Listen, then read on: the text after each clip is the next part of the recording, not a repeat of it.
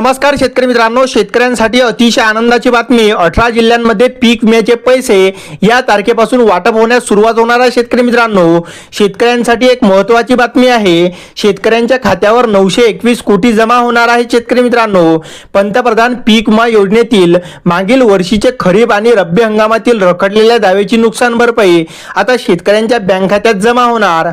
यामध्ये खरीपातील नुकसान भरपाई ही 809 कोटी आहे, तर रब्बीतील 112 कोटी असे मिळून एकूण शेतकऱ्यांना 921 कोटी मिळण्याचे चान्स आहे।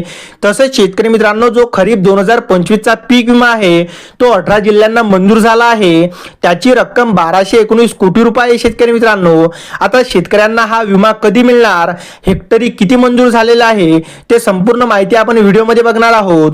शेतकरी मित्रांनो, हेक्टरी विमा रक्कम किती जमा होणार शेतकऱ्यांना, तर मुख्यमंत्री देवेंद्र फडणवीस आणि दोन्ही उपमुख्यमंत्री एकनाथजी शिंदे आणि सुनेत्राताई पवार यांनी सांगितले आहे शेतकरी मित्रांनो की शेतकऱ्यांना हेक्टरी सरसकट 17,500 रुपये मंजूर होणार।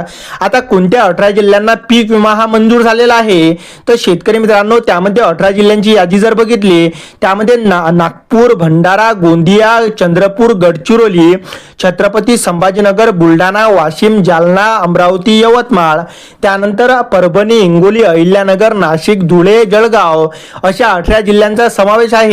आणि या 18 जिल्ह्यांना आता कोणत्या तारखेला पैसे वाटप होणार ते सुद्धा बघूया।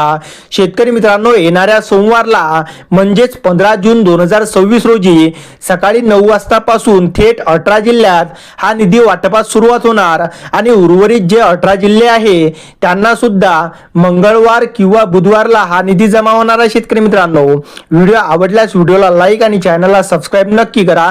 तर चला भेटू पुढच्या व्हिडिओमध्ये, तोपर्यंत नमस्कार, जय हिंद, जय महाराष्ट्र।